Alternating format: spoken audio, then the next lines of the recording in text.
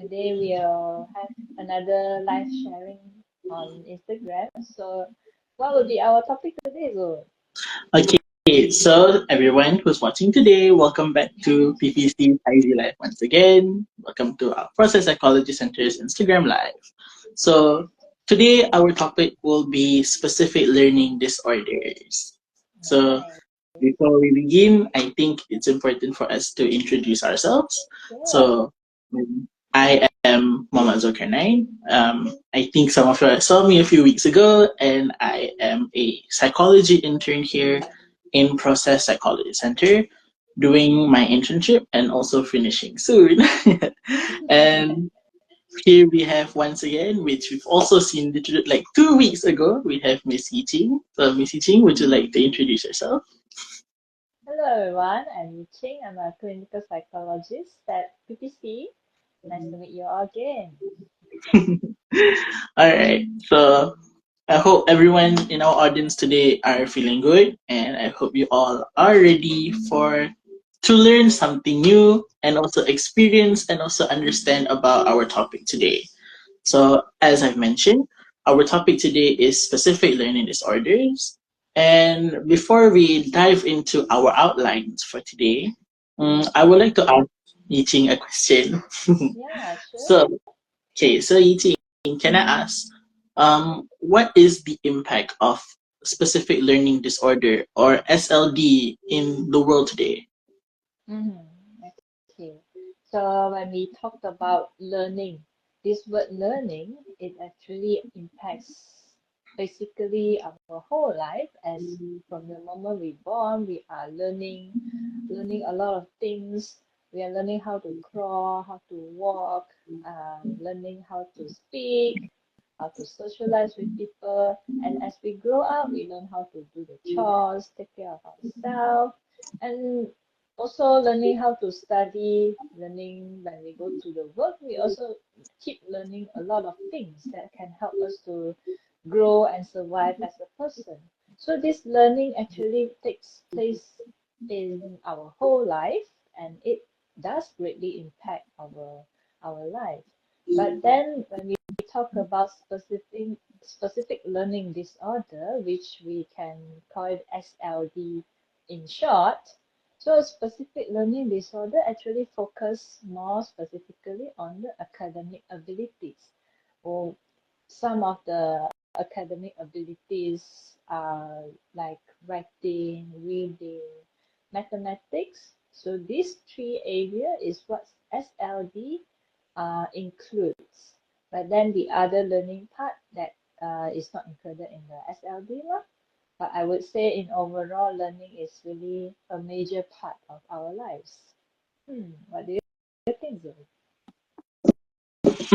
For me, I would agree, especially since we are talking about the impact of these specific learning disorders.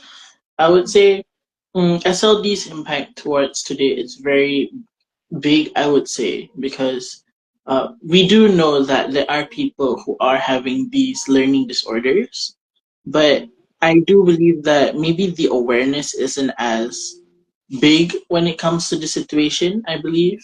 But I do know that some schools also have these plans for students who actually have these learning disorders or having challenges in these certain areas. Mm-hmm. So when talking about awareness, I would say that's the main impact I would say I could touch on the most. And well, since we are talking about awareness, I guess that's the main purpose of the IG Live today.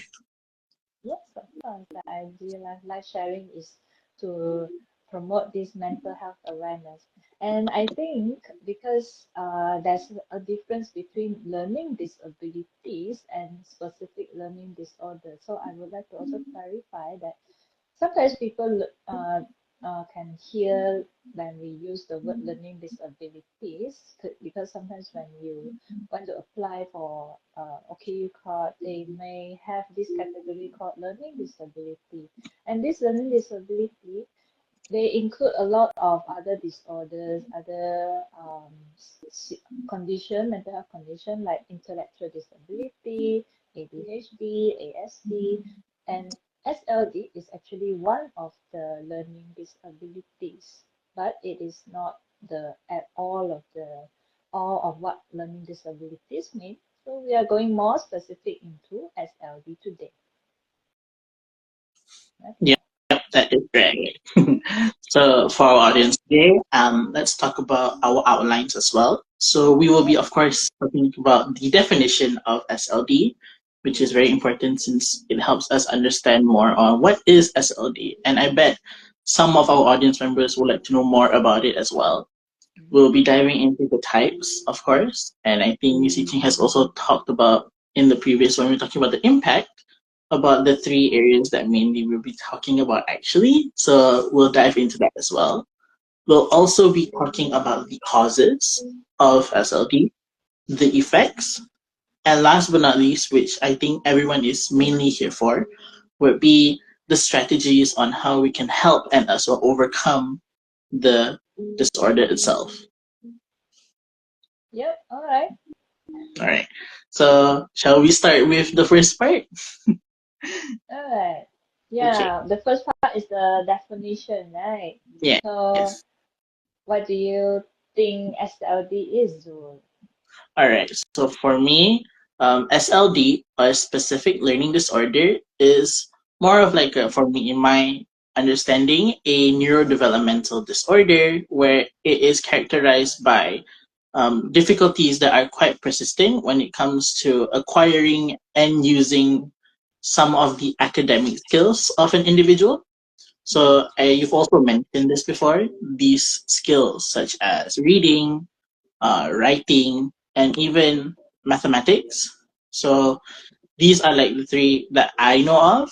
And even though despite having the like conventional instruction from educators, um, adequate intelligence, and even like the social cultural opportunities that are given to these individuals, SLD actually manifests it in childhood and often leads to like significant challenges, as you mentioned, like challenges and issues when it comes to academic performances.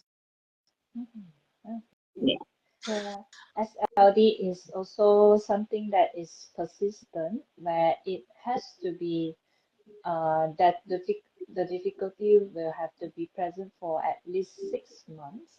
And after someone has been exposed to a more formal education, so which means that they have adequate opportunities to learn, to improve on the skills that they are lacking. But then, despite enough education and intervention, and after a period of at least 6 months to 1 year, after that they are still having this sickness to learn these academic skills in reading, writing, mathematics. So that is one of the things that differentiate SLD from other kinds of condition as well. But then there's also this thing that we have to rule out, we have to identify that SLD is not caused by any medical condition, such as if the issue is because of vision, short-sightedness, astigmatism, or any kind of vision issue, or hearing issue, if there's any hearing issue that someone is born with, that is not also not the cause of SLD. So we have to know that if the issue is caused by a medical condition or any other neurological condition, there's also maybe cerebral palsy, what is that called, epilepsy, or even traumatic brain injury, any stroke, those medical conditions, we will have to know that this SLD is not caused by those. So we will try to, um, as in a way, to rule out this medical condition before we can identify someone to consider them if they have SLD or not. I see. Okay. So from what I'm understanding is we need to rule out these medical conditions to understand if a person actually has SLD. And Yeah, also yes. thank you, Miss Ting, as well for sharing on like the criteria is when it comes to SLD. So I bet the audience here would at least get the gist on the criteria when it comes to SLD, I believe.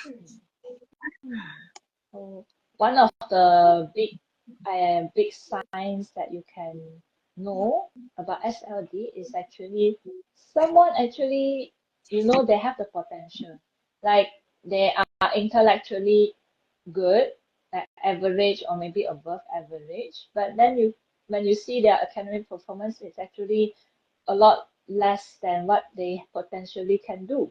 So if that kind of condition persists for a long time, at least 6 months, so we will have to be aware and be careful if it's a sign of SLD.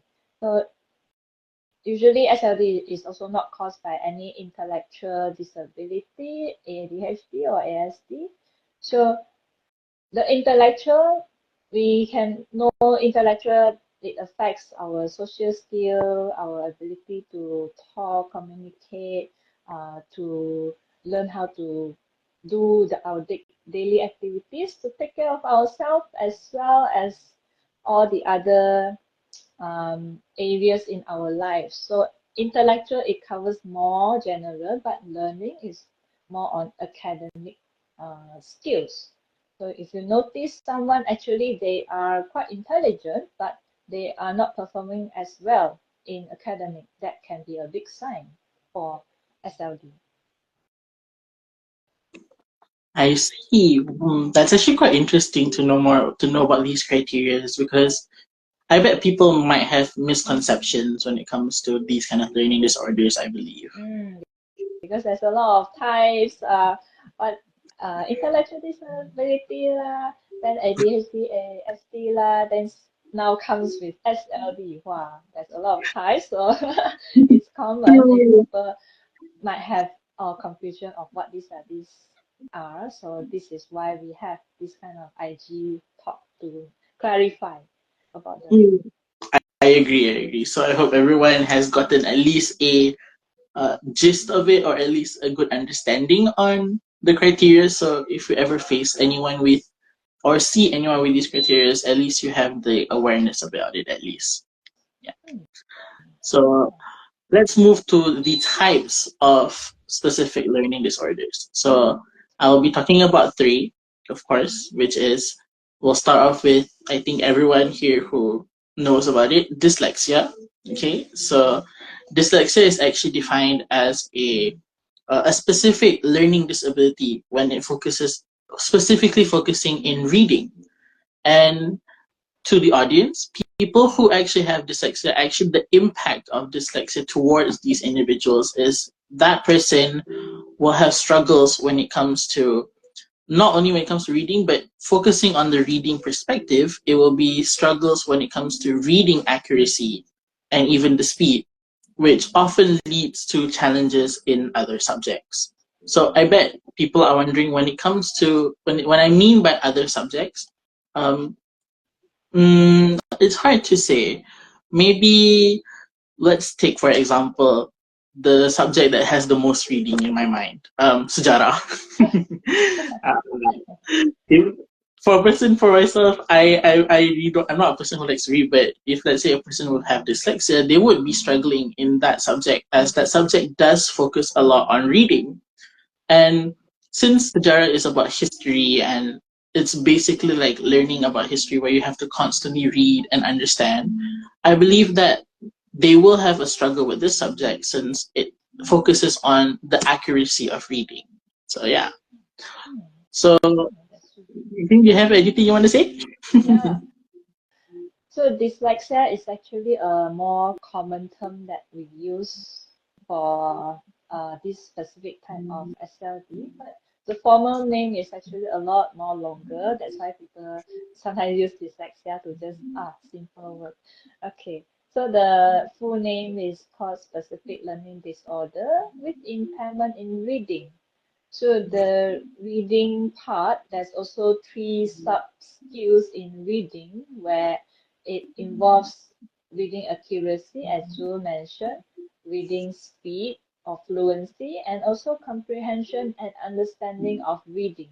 So these three sub skills are the subtype that we have in the impairment in reading, also known as dyslexia.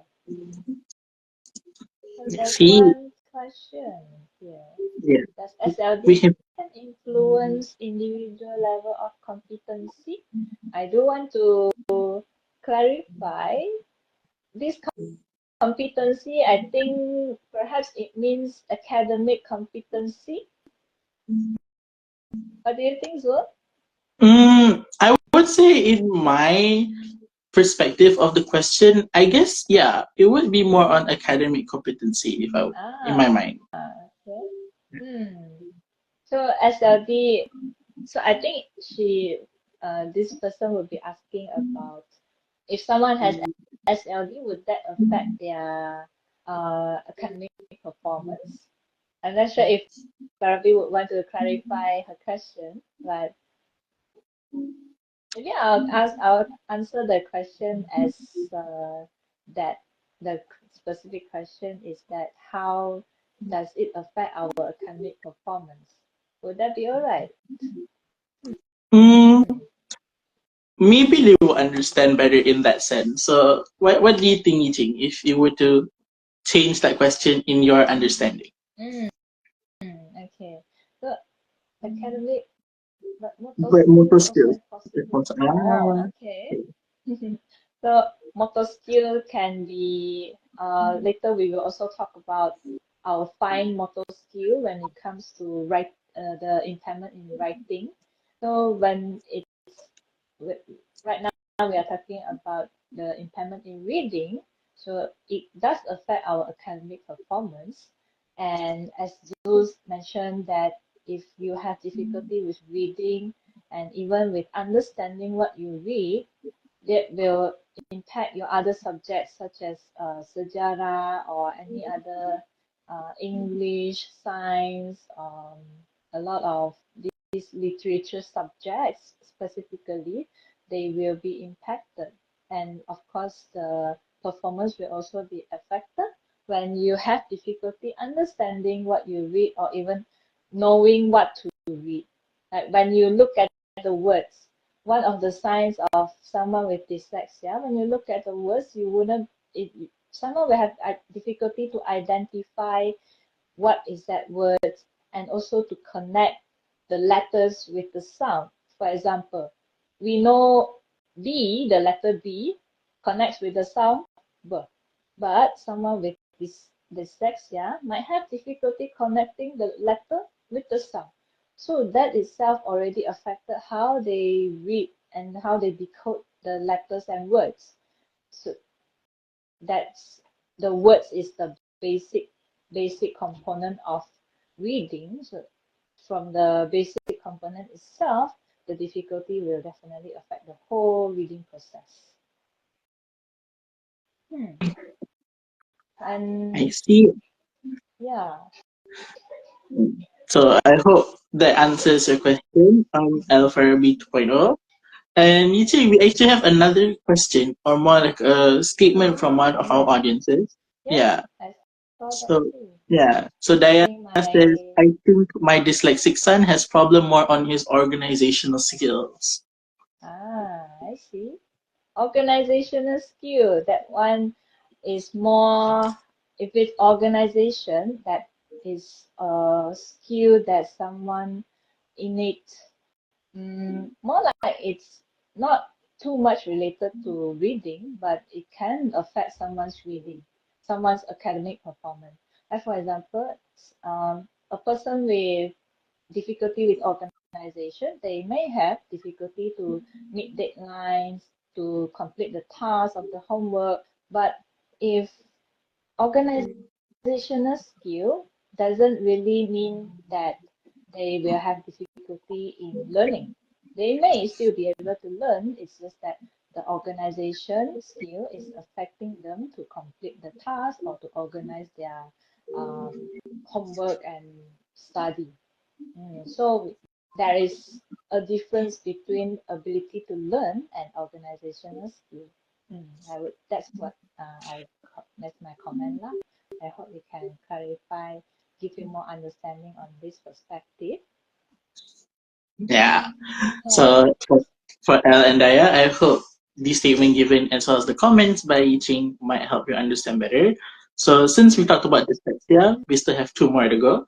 Yeah. So the next one is dyscalculia, which is a specific learning disorder or where it is focusing on, well, I think you all can guess, since calculia sounds similar to a certain equipment we like to use, which is the calculator. So I would say it is more of a specific learning disorder focusing in mathematics, where the impact towards the individual is where the person will have challenges in, of course, mathematical skills. It can be arithmetics, number senses, memorizing mathematical facts, and even understanding math concepts. So, yes, for those who have struggles in understanding quadratic equations, I think some of us can understand. So that's another one. And the third one is dysgraphia, where it is focusing on a specific learning disorder which focuses on writing, where the issues that the individual will have are challenges with the physical act of writing, organizing thoughts, as well as maintaining legible handwriting. All right. So, Miss Eating, Daya actually mentioned on since the first mention she asked about her dyslexic son, she actually asked, is it because he has ADHD? What are your comments on that? Well, organizational skill can be related to someone's ability with attention and also the ability to organize their skill, which I would say those are some of the symptoms related to ADHD. So there might be some symptoms, but it's difficult to say whether they have ADHD or not. So I would recommend for your son to go for an assessment if you want to know if he has ADHD or not. Okay, so regarding just now when you talk about dyscalculia and dysgraphia, right? I would also like to mention the full name.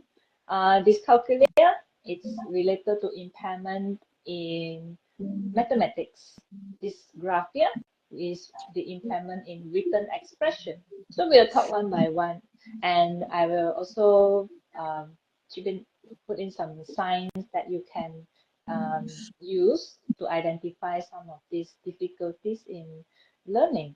So with this calculia, the impairment in mathematics, as Zul also mentioned, is related to the number sense, math facts, and also math reasoning, how people understand the concepts of mathematics. When it comes to number sense, it can include, we understand that number 4 is larger than number 3 because number 4's magnitude, the magnitude is higher than number 3. So, but someone with dyscalculia might have difficulty understand how much weight each of these number has. So that is what it means by number sense. And when it comes to math facts and also calculation, like we know 1 plus 1 equals to 2. So the end result, the number 2, will always be bigger than the two numbers that we add up, that we want to add up. So that's one of those mathematical facts. And hence, someone who has difficulty to remember or understand this kind of concept, that's also one of the signs. And also you may see someone with dyscalculia may have difficulty in counting. They may have difficulty remember what comes after number 5 or what's the sequence of each of these number, or the mathematical reasoning is like when it comes to higher calculation, like you want to calculate the surface area of a cylinder, you have to calculate the surface area, and then you have to add up all of this surface area, the steps and all. They might also have difficulty to understand which step comes first, which step comes next, and to follow through with all these mathematical steps. Those are for calculus. And whereas for dysgraphia, some of the signs can be poor handwriting. It's difficult for us to for other people to read their handwriting, and even with intervention, with training and all, they have difficulty to write. The handwriting itself is difficult to improve. It includes spelling mistakes, often having spelling mistakes, punctuation, grammar, and also how they organize their paragraph. When we write the paragraph, the first will be introduction, the second paragraph, third paragraph, fourth paragraph would be the main idea and the details, examples, and lastly is the conclusion. So that organization structuring itself is also one of the signs of dysgraphia. And finally is the clarity. If someone writes in their essay, it's often have lacks of clarity. It's like often have difficulty to express what they want to express, the ideas in written form, in the written expression. That is also one of the signs. What do you think, Zul? I would agree. Like for me, I do, and from what you're explaining, I do understand how number senses when it comes to this calculus, the difficulties that you're saying, like how people who struggle, like, oh, three is, we know that three is larger than four, but they might have issues in understanding. They might find maybe four is larger than three. And for me, the dysgraphia, I would say, is very straightforward in understanding. Since you mentioned about legible handwriting, like making sure the handwriting might be difficult to read, or I guess the Malay term is like cakayam, which is tulisannya susah nak dibaca. So I would say that it's similar in that sense. So yeah, I do have to agree with the points and as well as the comments you've made. So yeah. Yeah. So, alright. What would be the causes or some of the risk factors for SLD then, Zul? Okay. So when it comes to SLD, it can stem from like for many and various factors. So maybe I can touch on some. So let's start with genetic factors, of course. So when it comes to genetic factors, I bet the audience is wondering, the closest you can think of when it comes to genetic factors would be family history. So there actually been researches in the past talking about how there have been specific genes that are actually associated with learning and memories, and such as those are involved when it comes to dyslexia. And since these genes have been actually identified, they actually have this supporting, I would say, research and supporting factors that says that there is actually a genetic link when it comes to dyslexia as well as SLDs. So family history would be one of them. For neurological factors, we can talk about the brain development itself, where MRIs and also other brain imaging techniques actually has revealed that there are structural differences in the brain of individuals with learning disabilities, such as how the smaller left hemisphere regions are actually responsible for language processing. And maybe there could be an issue with that, where when the child is born with it, that these could actually affect their learning ability and also can cause these, well, as a balance of neurotransmitters. So there are studies that indicate that imbalances in neurotransmitters. So for those who don't know, I'll give two types of neurotransmitters, which is dopamine and serotonin. And these neurotransmitters actually can affect attention, motivation, as well as the cognitive functionings that are actually essential when it comes to learning. All those genetics and the biological factors that can affect someone's cognitive development. That is one of the causes or risk factors for SLD. Is there any others? Of course. Since we talked about the genetics and we've also talked about the neurological or the individual, Prenatal and perinatal factors are actually another example I would like to give when it comes to the causes, such as maternal health.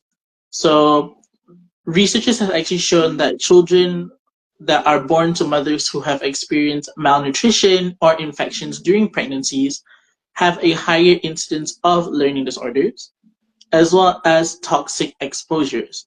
So I bet people are wondering, by toxic exposures, what do I mean? So exposures to substances such as alcohol or even cigarettes or tobacco, the smoke of tobacco itself or cigarettes, has actually been linked to developmental delays in learning issues. But that doesn't just start with the maternal itself, but these exposure to toxins also can affect once the child is born and once the child is born, where studies have consistently shown that exposure to lead, even though if it's at low levels, can actually impair cognitive functions and lead to learning disabilities, I would say. Yeah. Oh, I see we have another question. So it's from Al. So talking about SLD, is there any assessments that can help in identifying SLD? Like only one assessment is enough, or do we need to go through multiple assessments? So I think we can pass that question to the professional. Sure. Thank you for that. So the assessment itself, actually, it's not just one tool. The assessment is consisted of the whole process of interview and also administration of the psychological tools. And we will also want to collect all the information, the past histories and the academic results and homework and all the supporting evidence and information for someone, for a clinical psychologist or a doctor to be able to diagnose a person with SLD. So it's not just one tool, but actually a comprehensive assessment. There is a lot of process in it, and if of course if you would be interested in this comprehensive assessment, you are welcome to WhatsApp us and ask for more details about this assessment. Yeah. So if any of you actually want to have or have a assessment when it comes to understanding yourself, maybe it could be for SLD, like Yijing said, do not hesitate to message us or WhatsApp us on our WhatsApp, and maybe we can book a session and schedule one for you to understand better. Yeah. Yeah.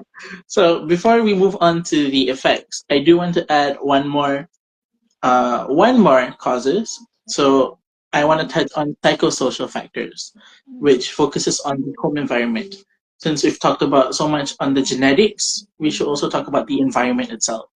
So home environment can be one of these factors, where chronic stress in the home environment, whether it can be to financial instability, it can be from domestic violence, actually can negatively impact the child's cognitive development and ability to concentrate and learn. Yiting, do you think that environment actually plays such an integral role when it comes to SLD? Yes, of course. So I would say it's the main factor would be related to the cognitive development. So anything that might affect a child's cognitive development would also be a risk factors for SLD or any other kind of mental disorders. So when you say the social environment, like maybe the family the child grow up in has a lot of stress, there's a lot of conflict, and even if the child is constantly exposed to traumatic events when they are growing up, especially as an infant or a toddler, that can affect a child's cognitive development because the first few years of growing up, the first few years of development are crucial for their for their academic ability and their cognitive development. That's why I would say what you mentioned just now, the home environment, those are indeed the risk factors for SL.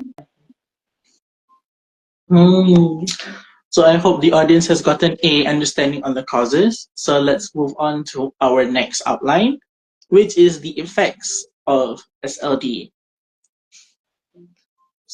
when it comes to the effects, of course, since there are many factors that can cause, of course, there are various aspects in the individual's life due to SLD can be affected. So the most easiest we can mention, of course, is academic performance. Since we know of from the types itself, I think Yiting and I have mentioned dyslexia, dyscalculia, dysgraphia. So of course, the academic performances that will most likely be affected will be, of course, reading and writing, where difficulty in reading fluency, comprehension, spelling, and writing can lead to a lot of struggles in various subjects, as we've mentioned on sejarah. But since we're talking about writing, it can also be towards Bahasa Melayu, English, where the subject focuses on a lot of writing based, since we do know that these subjects require a lot of comprehensive skills as well as the ability to write essays and summaries as well. So these are subjects that I would say require strong literacy skills, and it does affect that specific academic performance. So that is already talking about dyslexia and dysgraphia. What about dyscalculia? So of course, mathematics will be another effect when it comes to academic performances. Since they do have challenges with numbers and performing calculations, it will hinder them when it comes to the progress of math-related subjects.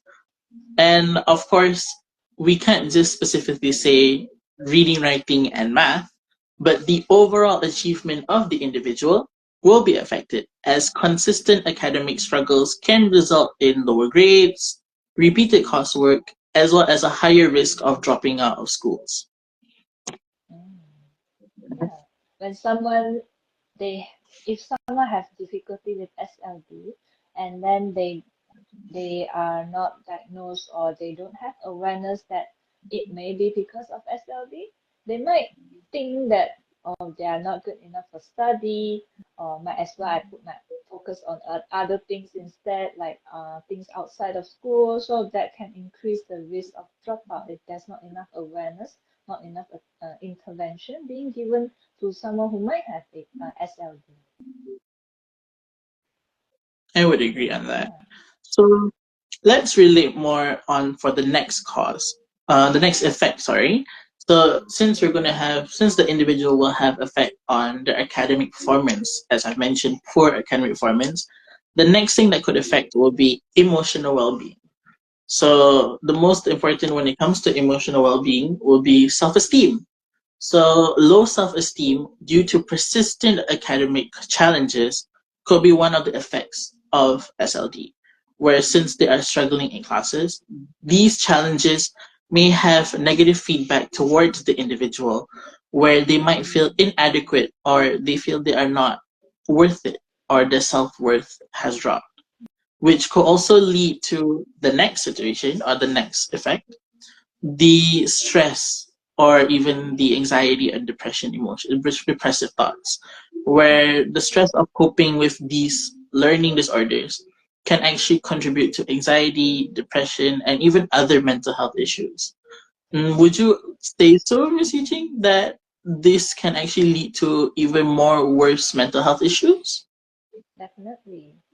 So if someone has SLD and they didn't receive enough support or intervention, eventually the long-term difficulty they face in the academic field. So when someone see their result is so not so good, not achieving to their potential, not satisfied for them, the longer it goes, the more this kind of dissatisfaction is being accumulated, and it can be a stress, the source of stress for them. And as we know, stress is something that can affect our mental health in overall. So when we are stressed, we might feel the depressed feeling, anxious feelings, or even sometimes we might feel that, oh, I don't really want to um, continue my study. I don't want to do my homework because it's so difficult. It's giving me so much stress. Why would I want to continue with that? So if someone don't have enough support, don't have enough awareness on this, then of course all the negative emotion can build up, and when the negative emotion is a lot, then other mental disorders, there is a risk for them to happen. Definitely, I would agree to that. Yeah. So since we talked about the the self-esteem, the emotional well-being, how you mentioned that mental health issues can worsen or can cause even further mental health issues, I would touch on another point, which would be social interaction, of course. Having low self-esteem, having struggles in education itself, especially with academic performances, peer relation and even social isolation might happen due to these incidents for the individual. Uh, as a person, I have not experienced it myself, but I've heard of these issues before. How due to the poor academic performances, they actually cause the environment, and with their low self-esteem, they actually can lead to challenges with making friends or even communicating with people due to their self-perception that they have mentioned they have low self-worth. And when it comes to social isolation, maybe this could be like the frustrations or the misunderstandings from the peers itself, how the peers may isolate the individual just because, for example, maybe if it's a group assignment and they know this person is struggling, they worry or the fear that this person might affect their overall pointers or results or even academic performance itself, that they isolate this person, which is actually quite a negative impact. And once again, due to the social isolation, it will cause the self-esteem to be even more lower.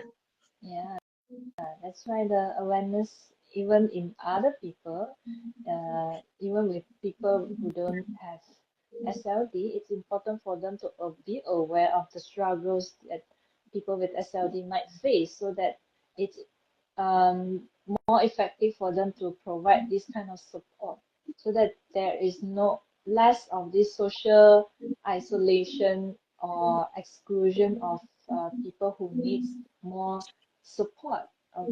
So if this kind of isolation happen, that is definitely not helpful for the person with SLD or the person who really needs this kind of support from the people surrounding. I see. Oh, we have another comment from Daya. So Daya says that my son has selective mutism before diagnosed with SLD. Now he is in PPKI, seeing him better in social skills. That's nice to hear. That's very great. So seems like being in a suitable environment for him to study, the PPKI, I think they will offer this kind of individualized assistance, and also the environment itself, if it's helpful that the people around him provide him with the support, enough support in terms of emotional support, academic support, and if there's any other kind of support, then that would definitely help him in terms in the progress in improving either its academic, social skill, communication skill. So that is great for your son then. Yeah. So thank you, Daya, for actually sharing on your experience, especially for having a son with SLD. It actually shows on how the awareness is actually there, and people do have individuals who actually have SLD. So I would say this is actually a helping information not only for the audience but also for us here. We are actually able to know that there are people who have gone through it and also are learning on the advocacy as well as the awareness on it. Yeah, Yeah. definitely. Yeah. So since Daria has mentioned on PPKI, so that actually mentions on our last outline of today, which is actually the strategies to overcome learning SLD itself. So when it comes to overcoming, it does involve a combination of interventions, support systems, as well as personal strategies. So we will be sharing a few here that maybe we can help with the audience having the awareness of it. So let's start with the early intervention and of course assessment. So early diagnosis, where identifying learning SLD itself through professional assessments can actually lead to a timely intervention. So I think like how you has mentioned, that we do need to, for those who are wondering if they have SLD or any specific disorders, it's always good to go for an early diagnosis. So it is an early intervention, so it prepares you for the future itself. So But then, I would like to also clarify. Do take note that it's important for the person to have enough exposure to studying, to have enough exposure to academic environment. So at least maybe they can go for formal schooling education, they can go for tuition, and after maybe half a year or a year of formal schooling, if they are still having difficulty, then that is a sign. So too early of, because when they are very young, like the age of preschool, they are still developing, they are still trying to learn, they're still trying to catch up. So the signs might not be that obvious, and it might be difficult for us, for someone to be diagnosed as SLD in a very young age. So it's important for them to go for formal education first for half a year or a year to see how they improve. If they improve, that means that the risk of them having SLD is actually lower. If there is a significant difficulty, and that's the obvious sign lah. I see. That's actually quite interesting. Thank you for sharing the insight, Ichi. So the next one would be IEP, Individualized Education Plan. So I think I can pass this to Ichi since she has more understanding on IEP.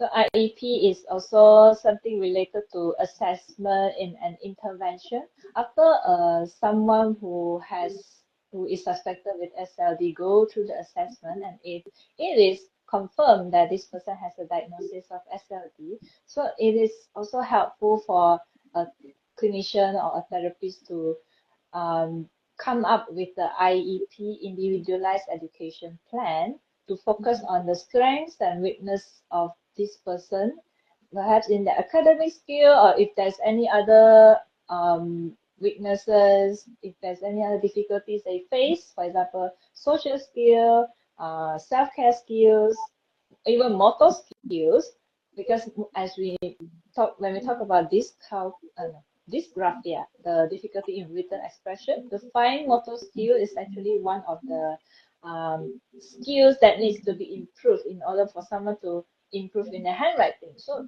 perhaps their handwriting, they have difficulty with handwriting, maybe because the fine motor skill is not there yet.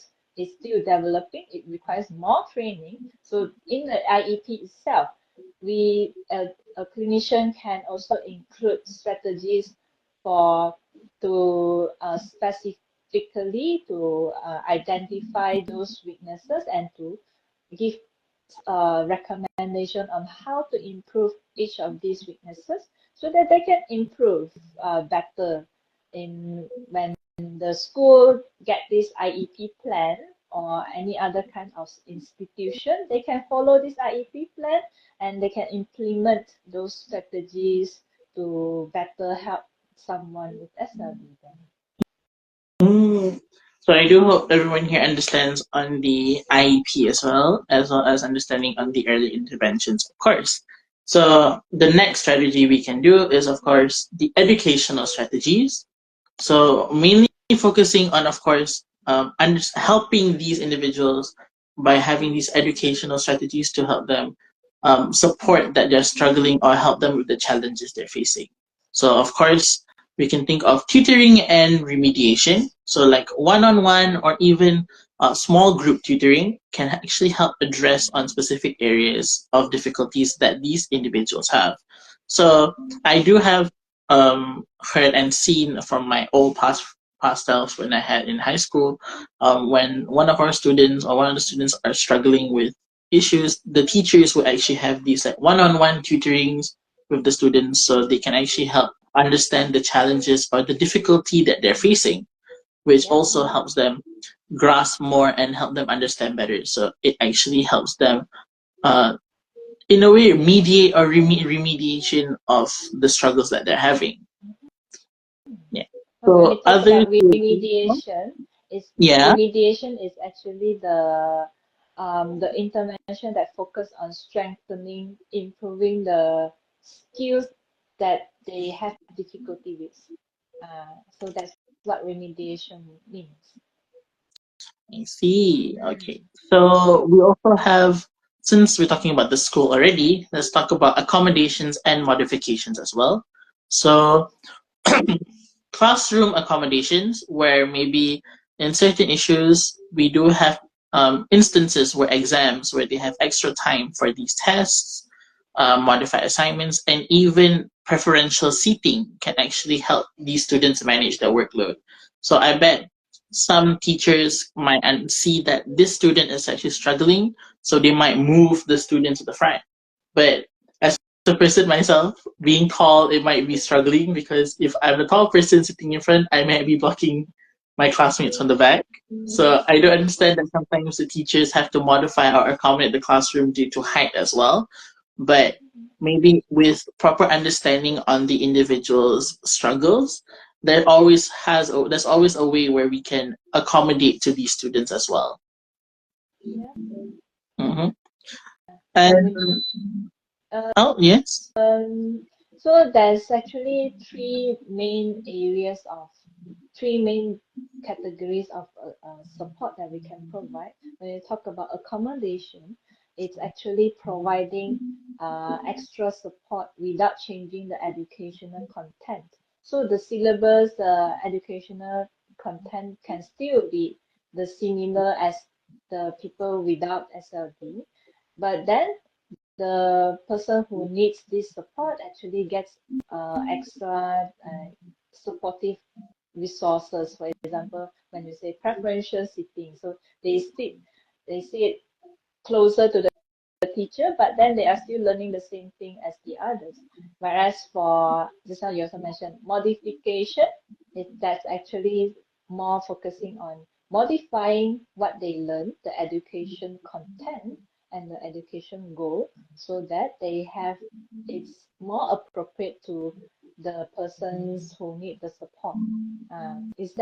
What's the modifications support that you would like to share, Zoe? Modification support. For me would be the formatting, I would say. Like instead of focusing on writing, there's also oral exams or the use of technology, which can actually reduce these impacts when it comes to SLDs as well as the students or individuals' academic performance itself. So instead of having them to write the whole essay itself, the teachers can support them by modifying the test itself into an oral exam. So the student can orally explain or orally present the answers instead of writing it. So that would definitely help them with their performance then. Definitely. So I guess the last point that I can give before since we are running out of time for our IG Live today, I think I'm going to let Yiting explain this the most because this is the most important, I would say, which is advocacy. So, Miss Yiting, would you like to share more on advocacy? Sure, as we have been talking about in our life today, having the enough awareness and also intervention is important to support someone with SLD. So as we are talking about SLD, we are talking about people with special needs and all. This can help raise the awareness that each of us are each of us are unique. We have our different kind of strengths and weaknesses. We have different style of learning. We may learn differently from each other, but then eventually everyone has the right to learn. So in that case, having the awareness that people learn differently is helpful for the people around especially the teachers and the adults, to provide this kind of individualized support to the people that really needs them. That's why advocacy for someone who has SLD, advocating for themselves, and the parents advocating for their children, the teachers advocating for the students, and even the community, the society around us advocating for this community. That is of form of awareness raising that we can all do together. Yeah, definitely. I would say even we are doing it technically since we are raising the awareness of SLD. Yeah, So thank you definitely. so much, TT, for sharing on advocacy. And I would like to say that I hope everyone today has gotten the understanding as well as the awareness on SLD, where we have already shared, to summarize, I would say, we've also shared on the definition on what SLD is, the types. Even Yiqing also has shared with us on ruling out the medical conditions, understanding the criterias. We've talked about the causes, the effects, and lastly, we have talked about the strategies.